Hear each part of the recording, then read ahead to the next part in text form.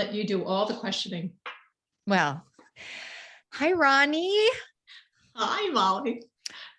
We were just talking about how you were one of my first Breaking Up a Sugar podcast guests. And it was the beginning of my podcasting career, my illustrious podcasting career. And I lost the audio. And I have decided that I lost the audio for a reason. And I'm so excited to have you on the podcast. So thank you so much. So tell us a little bit about your breaking up with sugar and divorcing dieting and self-love, and you start, and I'll let you know if I have any questions. Maybe it's just going to be Ronnie talking the whole time. Like, how did you get here? What happened? What is it like? And what's it like now? So I am so much like everybody else on our Facebook webpage, and to anybody who hasn't been on it, you should jump on it. There's some of the best people there. Ever. I've had I've had food addiction. I think I've always called it food addiction, but I didn't realize it was actually sugar addiction. I can be addicted to other foods, but sugar and flour, those are the triggers for everything nasty that comes afterward. And my very first memory of a binge was when I was about 3 years old. I'm not kidding. We were at my grandmother's house for some big holiday, Easter probably. And I had eaten so much, not just desserts, but also those, I love them, those sweet gherkin pickles, these little sugary pickles. They're amazing. My gosh. I love sweet gherkin pick. That's a real sugar addict. Ronnie. I could go get them right. Oh my God. Yes. I could eat a jar. I could eat a jar of pickled relish. Or bread and butter pickles. Totally. Oh, come on. And you're like, it's a cucucber. Well, and also think about it. It's liquid sugar. That is actually makes a lot of sense, but like, wow. Totally. Yes. So there I was under my grandma's dining room table. And so like, I remember being surrounded and seeing like everybody's feet all around me. And I was so stuffed, and I was laying on the floor, and her carpet, I remember, was like that old fashioned sort of sculpted carpet. And I was just sort of tracing the little whirls and twirls, just waiting to feel like I could move again. And when food had sort of settled, I got up and did it all over again. Wow. I remember and I must have done that. I was well under 5 years old, because my grandmother moved from that house when I was about 5. So I would think 3 to 4 years old. And Ronnie, any childhood trauma? Like, was there anything that started that, or is it just like, you think you were just born this way? Like, I think I was born this way. I can't remember anything. I mean, I'm one of 9, so my mother was constantly pregnant, but that didn't feel traumatic. That just felt exciting. But I don't know, I mean, I am certainly open that there might be interesting, right? I know for me, like, there was an event that I turned to the food. And I actually think it's so interesting, right? Like, it is so biodiverse, this issue. Yeah. And you're like, not really. I was just binge eating at 4. Like, it's so interesting because maybe because the sugar, who knows? Right. And I just remember, I mean, I just felt compelled. I literally felt compelled. And then ever since then, my life has just been in and out of sugar, in and out of every diet there is. I did everything but like gastric bypass, but that, I just never did that. Just in and out of every kind of diet.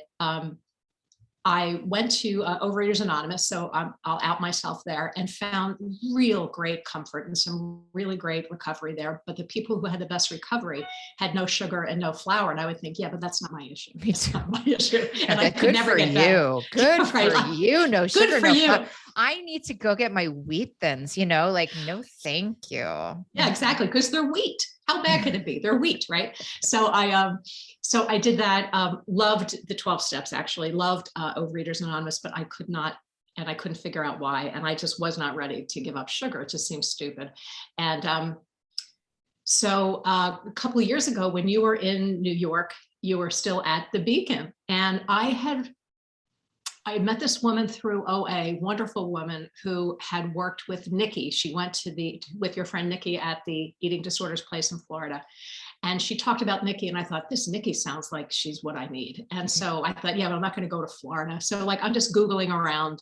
I'm like, and I look her up, and then I see she's going to this place called the Beacon. And I thought, maybe I could go up and like do like a day afternoon thing there, but it turned out it didn't work. But then I thought, what's this Beacon place? So that's how I started going to Beacon. And I saw you just, I guess, for the initial intake. And then I had 2 different therapists there who were lovely, Jamie and, oh my gosh, red hair, tattoo. She just left. Britta. Britta, who are great. And I said, yeah, I really want to lose weight, but I think I can moderate this sugar thing. And they said, well, in our experience, if you have checked this many boxes, it could be that that's it. But if you want to try, like, I mean, what could they do? They couldn't, Right. Well, I mean, and I think, listen, I have to say self-determined, thank goodness they didn't shove it down your throat, or you may not be here. I mean, this is for any clinicians listening, like people got to find their own bottoms, it's not for us to pad people's bottoms. It's just not. Right. So I had to find my own bottom, but I think that was a really seminal experience. Of course. And so that was in maybe 2017. Well, I love these stories, right? Because for anybody listening who's like, well, good for you, Ronnie, 2 years off sugar, good for you, not me. Like, this was like, that was a seed planted. Like, that's what I mean. Like, you never, ever know.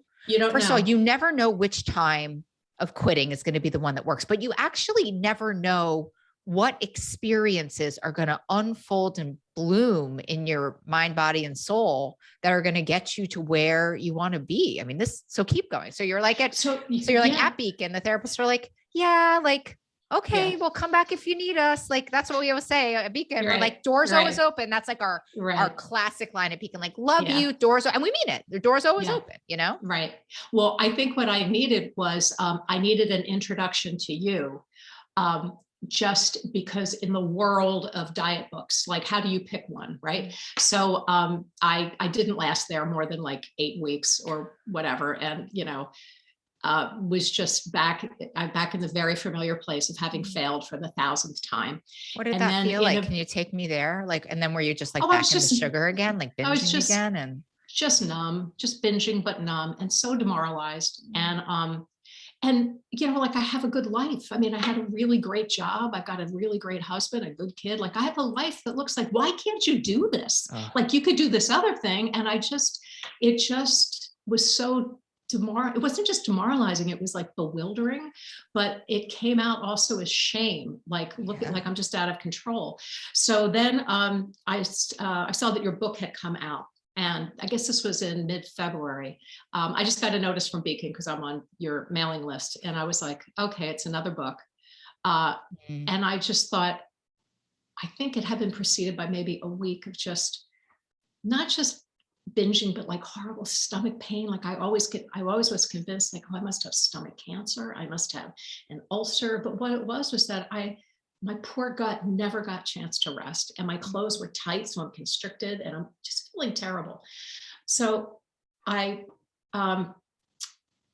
looked up your book, and I saw that you were on a podcast, or I guess it was or some kind of broadcast with the guy from Columbia, I guess. Yeah. And you said my alma mater. Yeah.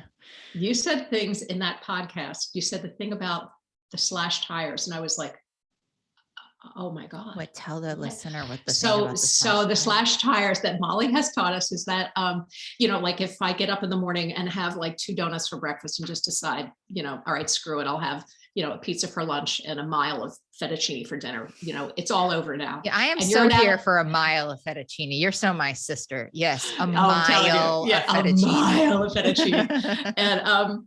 And so what you said was, well, giving up the whole day is like, you drive down the road, you have a flat tire. So you get out, you slash the tires, and then you torch the car. Right. And I was like, I'm like, wow, you mean we're like allowed to do that? Like, I had never saw dieting, because of course I saw it as dieting. I'd never seen it. It's like, no, tomorrow's like when I will once again try to be perfect. Yeah. That's really what it was. The broken promise of tomorrow. I don't think when you go and slash the tires, that the next day you pick up and say, okay, it's breakfast again. I think that goes on. It could go on for months. Like, it would every day. It was years, of course. And every day just felt like a crapshoot, but something about that analogy just really hit me. And so I thought, okay, of the million diet books out there, at least I know this woman. So I bought the book, and it was that, like, sit up straight. And I had hit such a kind of I think a low enough bottom that I thought, wow. And of course your other analogy about, breaking up with sugar. And what I loved was your thing about how we have to have a relationship with food. And I realized that my relationship so sucked that anytime anything went wrong, I would just cut and run. And I thought, anytime I have an issue in my marriage, why, like, I don't go, okay, we're getting divorced today, but tomorrow I'll remarry you. Or like, or, or like with best friends, or like with my daughter, like I wouldn't go, well, that's it. I'm disowning you today. No, it's over. wait, I would that's just legitimately the best relationship metaphor. Right? Like, I'm just breaking up with you. Like, I'm just getting divorced from you. We got in a fight. Cause I usually say, you don't just divorce your spouse after one fight. You're so accurate. It's like, no, I'm divorcing you, but like maybe in 2 days we'll get remarried, but then we're going to get divorced again. But then maybe it's just like it's exhausting. High conflict. And at some point in that marriage, you go, I guess we should work this out, or like as a parent, like as a mother, you'd say, we got to talk about some things, sweetie, but somehow the whole perfectionism, fucked up diet culture, all of it all converged. And the thing about sugar being an abusive lover, that really, really hit me. I've been a journalist for a long time, and I've written about a lot of, women who've been abused, and it's always broken my heart. Like, why can't they leave? And now I'm like, I get it. Because when you're with them, it's never better. And when they kick you in the teeth, it's never worse. But, that better is better. And it's like, get out, like run for the hills, But it's like I would tell see that in your own relationship with sugar. I never saw it because I never humanized it that way. That's why I think your analogy was so brilliant for me. I'm like, oh my God, that's it. So I'm like, this ass, I'm kicking his butt to the curb. So, and I took very seriously it takes 66 days to make a change. And I thought, all right, I'm going to do this for 66 days.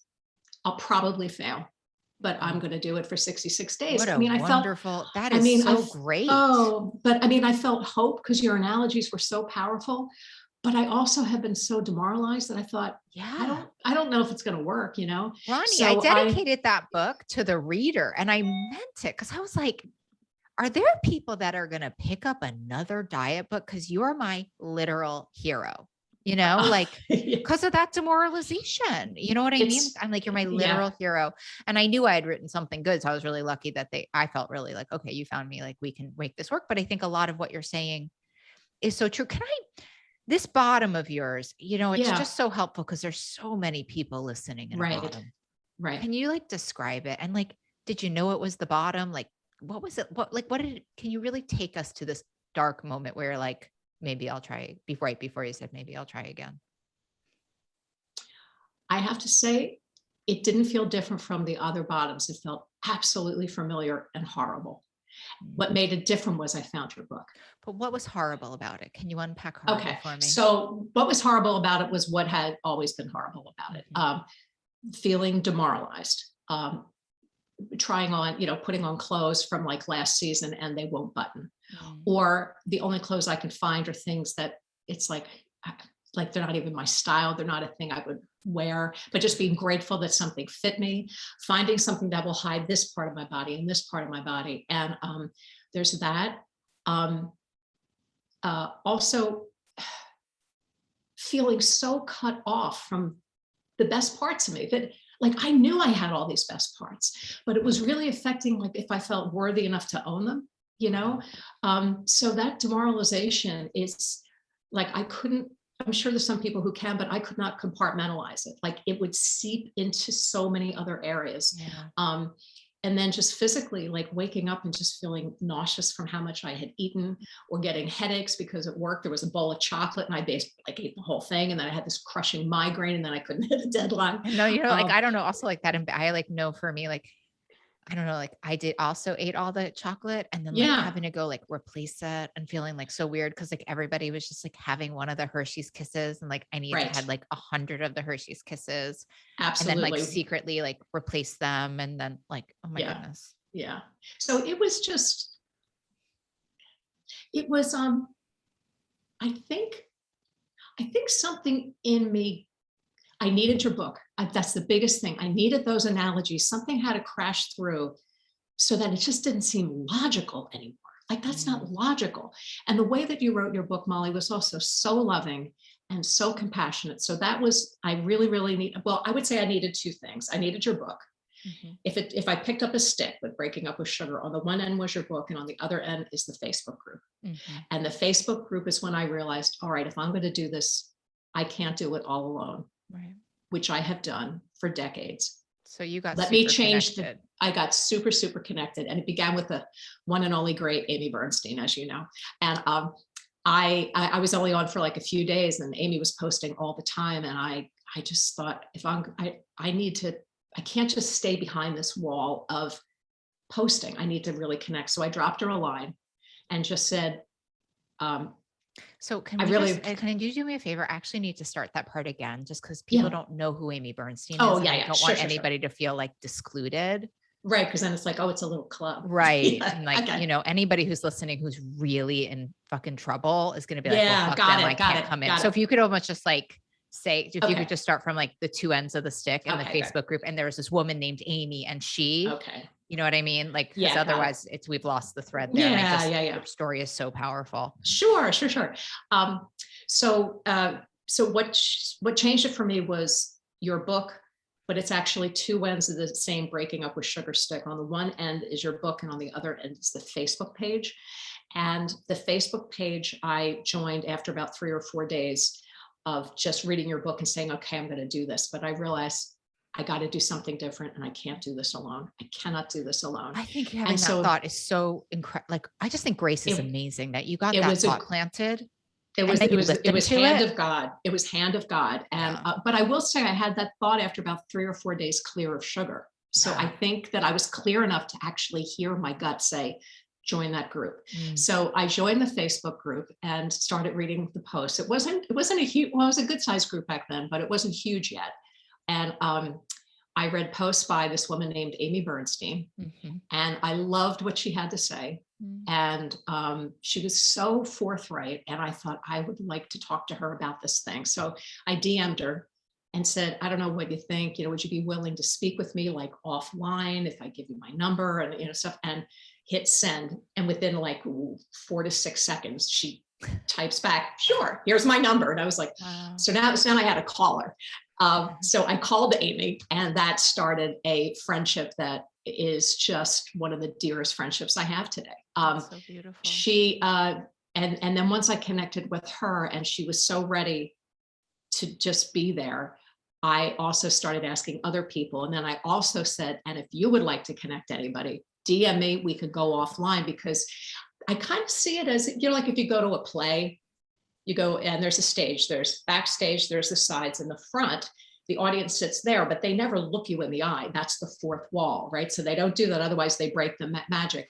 I needed to break that goddamn fourth wall. I needed to break the fourth wall. Otherwise I'm just up there, and if it's a play, then I can walk off anytime. It's not real. Oh yeah. I think, listen, I think addiction is so rooted in isolation, right? They say, totally. There's a slogan, and it says, the disease wants you dead, but it'll settle on miserable. And I think isolation and misery, really run parallel lines. And I think it's very easy to hide behind like a cute like quotable on a Facebook group, or even to say I'm struggling and then just read the comments, right. This need for us to interact that's breaking isolation. Because that's, as Brene Brown would say, that's what's making you vulnerable, right? When you're really in the conversation, I also just want to note something, and I don't know if you know this, but I actually think something you said is so important to anybody listening, which was,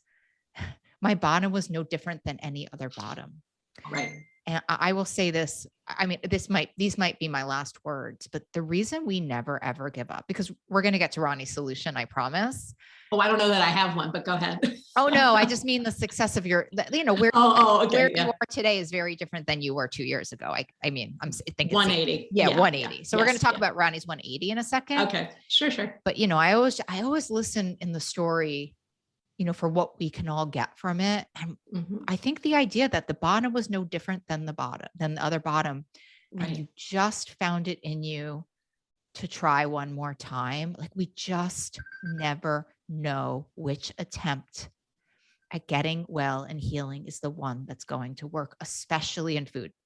I have to say it, and in any addiction and in any healing, but especially in food. And I think it is, to anybody listening, like, this is why we never, ever, ever give up on ourselves.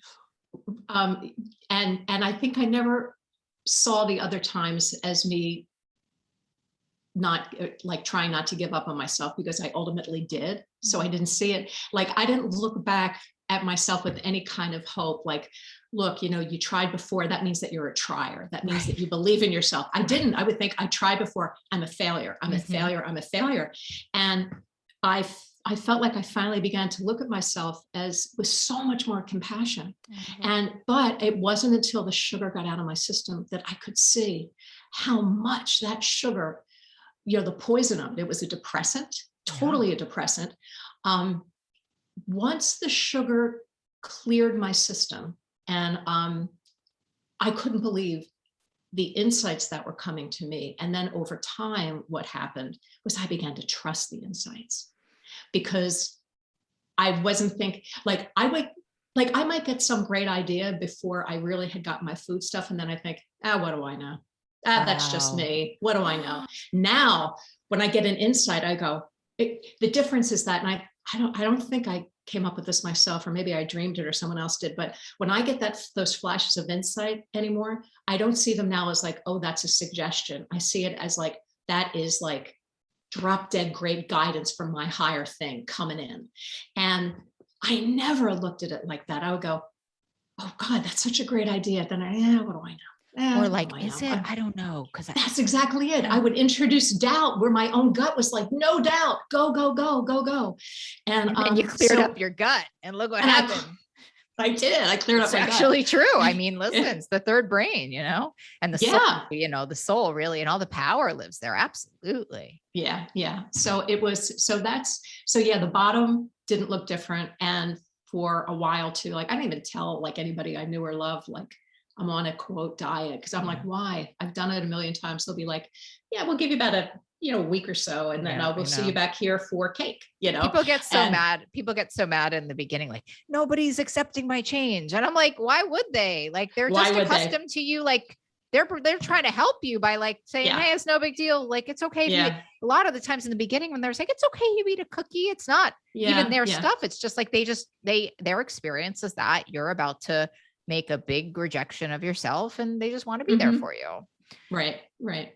Oh my goodness, this whole thing, gosh, because Ronnie, you know me, and I just believe that we all need to find our own inner wisdom. I think it's the cure to diet culture. I think it's the cure to everything. And so I love what you're saying about I cleared up sugar. And this idea that our relationship with food and our relationship with ourselves really parallel. So how did you get through those 66 days? Talk to me. Can you get really like specific? Because really granular. And I love this idea that you said, I'm going to do those 66 days, no matter what it looks like. It may be the ugliest thing I've ever done, maybe the most beautiful, but I am going to, it says 66, I'm doing 66, because I think that is probably it's a really groundbreaking, as I get to be the Monday morning quarterback here. I think that's a big part too.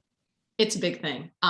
First of all, when I made it to a week, I was like, oh my God, did I just make a week? And then it was like 10 days. And I thought, okay, this is usually where things go off the rails. And then it was like 18 days and stuff. And what I did was I was posting every single day. I was calling Amy and some other people every single day. I was listening to. So you just went like hardcore, like, let's be really specific for people. So the first thing you did was you did hardcore connection, like your life depended upon it. It was your air. Hardcore, life depended on it, connected with everybody, and then began really talking about it a lot with my husband, who was a great support. Wow. God bless him. He has put up with every one of my diets for 35 years. And just would talk about it. And then I was making, the pandemic hit, of course, like right at the beginning. Right. So, and I do think that was just this unanticipated thing that where I could, I had time to just like, I was home the whole time. So I had time to cook. I had time in the middle of the day to go take a walk. The world slowed all the way down.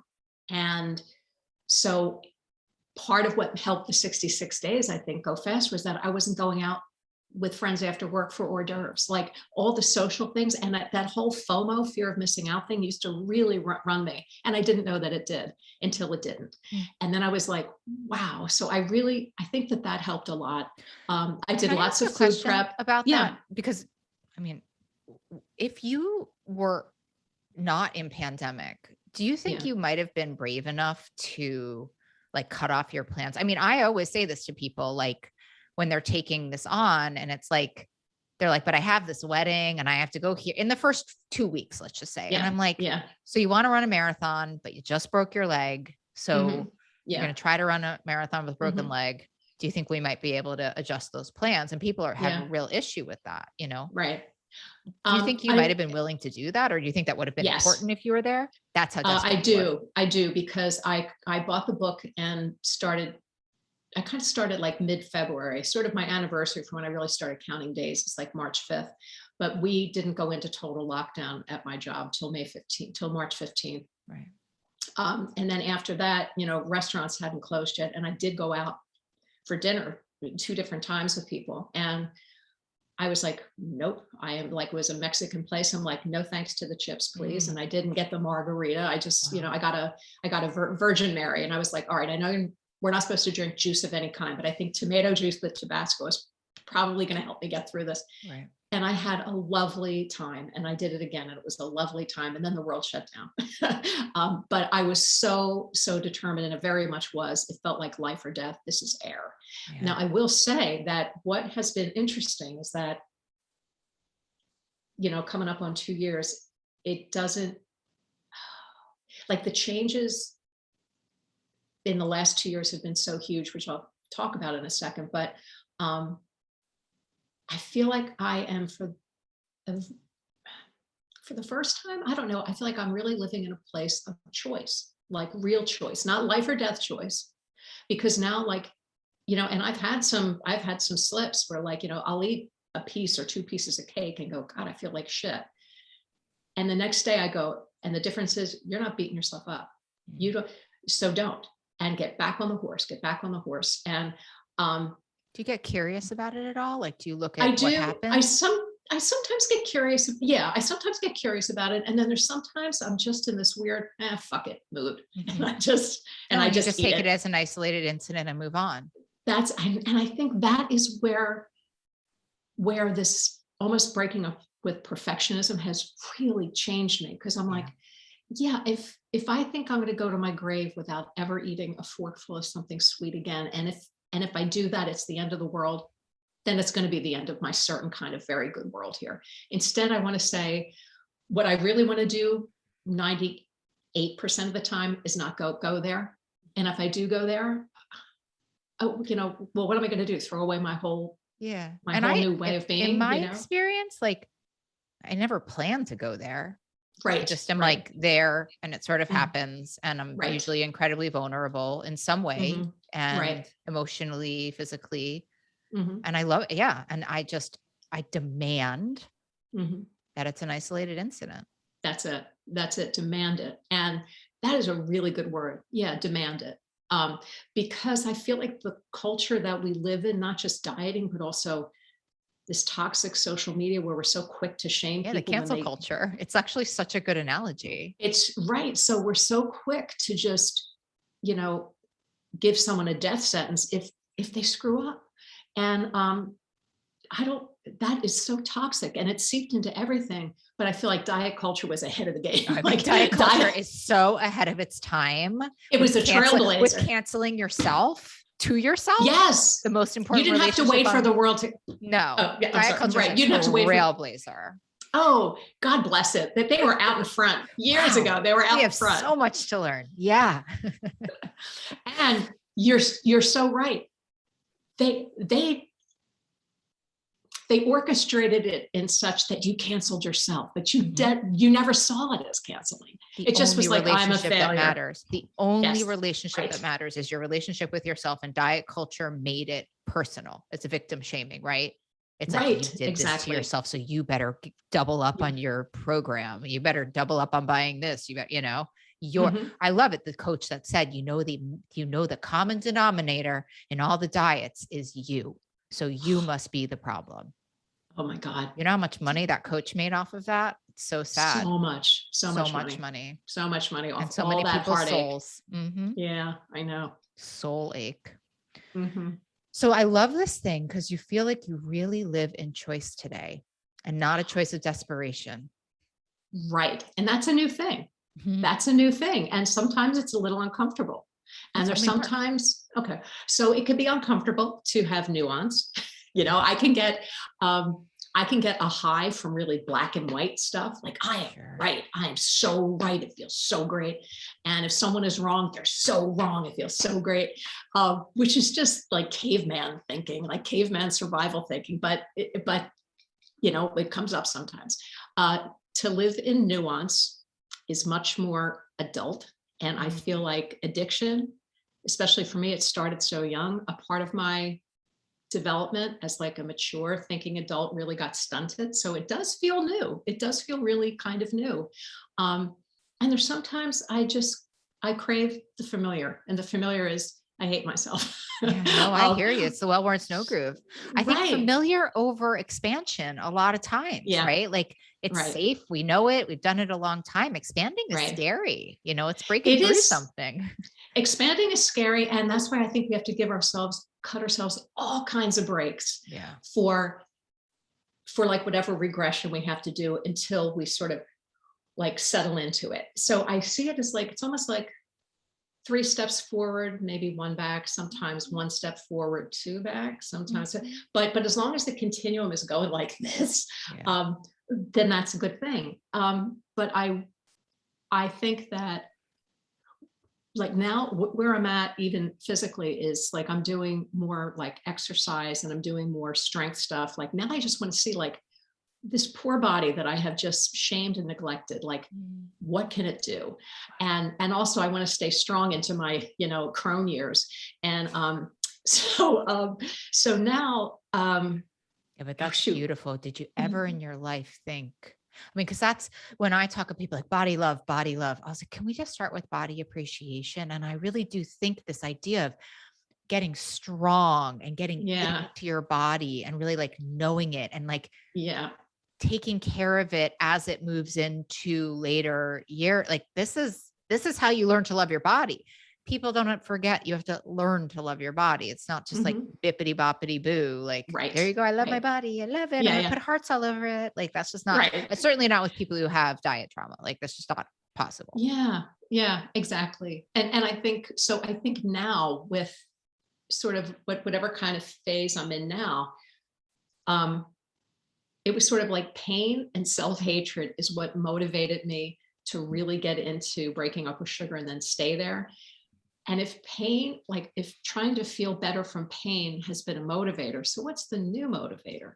What's my new motivator? If that around this body thing of mine, what's my new motivator that feels legit and that feels as compelling as I don't want to hate myself anymore. And now I'm like, I don't hate myself anymore. So what's going to compel me to do this new thing? So it's been a gradual process, I love it. But I think you're answering everybody's question, which is so many questions. You're answering so many questions, but when will I stop hating myself? I mean, what you're saying is it just kind of happened, one day, day after day. And I always think day of after day, like a corn husk. It like eventually sort of slowly falls off. And then all of a sudden you're like, wait, I don't, or I usually don't. Right. Yeah. I mean, I have to say, I usually don't. And sometimes it sneaks in. And what I'm really glad about is that I'm now so much quicker at seeing it and go, oh, no, you're not going there. You're not going there. Because, like old thoughts, beliefs are just what's that saying? Beliefs are just a thought that we continue to think. Repeated thought. Repeated thought. Exactly. And so what I'm getting better is if I just, I don't know, like even if I'm driving along or something and I just get this rumination and I'm going down a negative thing, I can go, oh, like I'm catching myself. So I'm not going those places. I'm just catching myself and I'm not shaming myself for having gone down. Because I think that's also, who does we're that? Human. We're who human. Does that? I mean, sometimes who does? I think people think you have so much like thought control, like you have control whether or not you choose to believe it. I don't think you can like stop thinking things like so organically. When it comes up for me, sometimes I'll be driving and a really gnarly thought will come up and I'll be like, like I would say to my dog, you know what I mean? Like I'd be like, down, off. That's what I say to my dog. Off, Danny, you know? Right. And I'm like, off, negative, self-hating thought. We're not interested in that today. Go to your place, Right. And I think that like, I think we should never feel shame about our thoughts. Yeah. We just shouldn't feel, they just come up. Why would I feel shame about this thing It's that not just came up? personal. And I think, though, that even the diet perfectionism culture, which they were out in front of this, I lived in a fantasy world for a long time that was like, when I'm thin, this will happen. When I'm thin, this will happen. And I think what I really thought was, when I'm thin, I will never feel bad. When I'm thin, I'll never have a negative thought. Like, you just get in this fantasy world.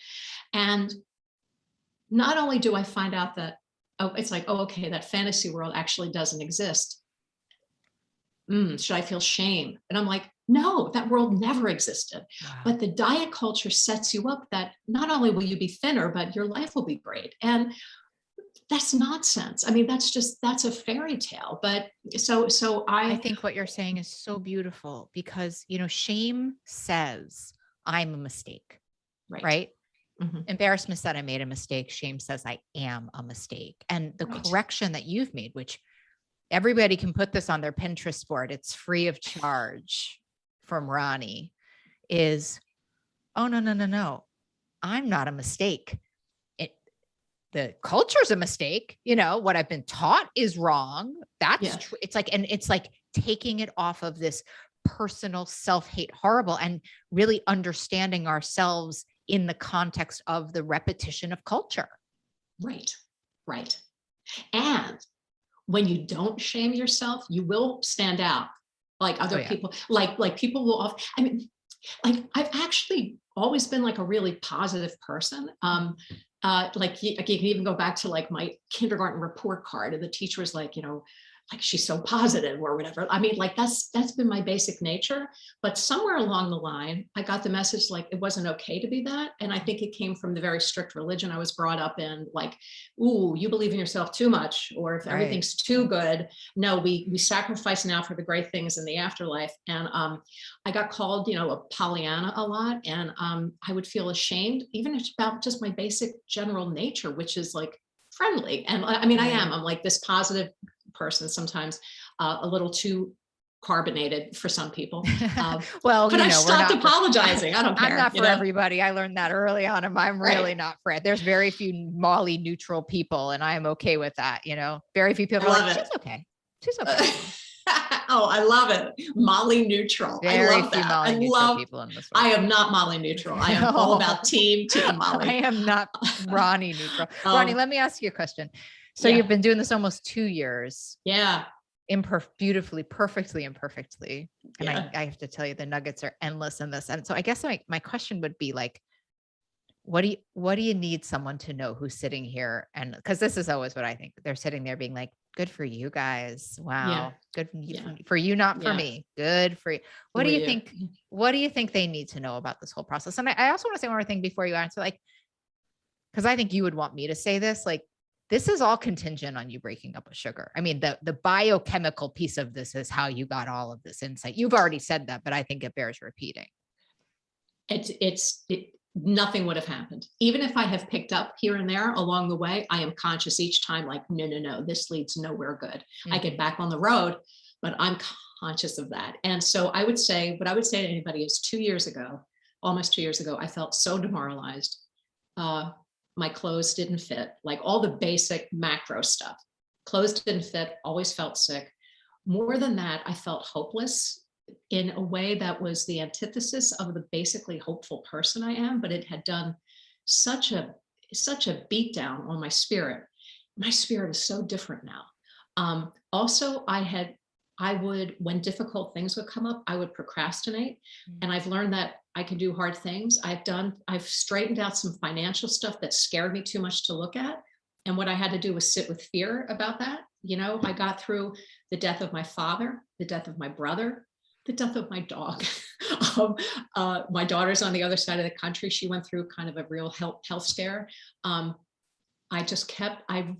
put one foot in front of the other, and I did it without food. And what that taught me was like, oh, I don't need food to do this.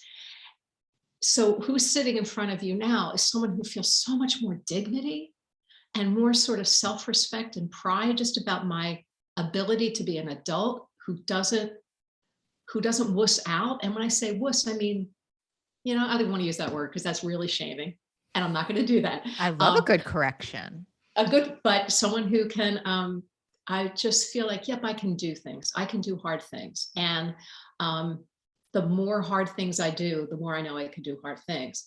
Some of the things are getting harder because now that I've moved sort of certain steps further along, I'm now taking on some bigger things that had been kind of dreams of mine.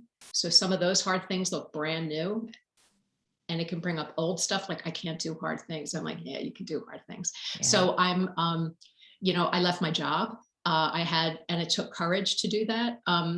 I realized that I wanted to study positive psychology during the pandemic. I did a 10-month thing, and now I'm certified as a applied positive psychology practitioner. I had wanted to study something in positive psychology for 15 years. I would think, yeah, but no, not me. Or so I did it. I signed up, scared to death, did it. Some of those people in that class are now some of my dearest friends around the world. Yeah. Well, Ronnie, I also think you replaced sugar with connection and that's authenticity. Exactly it.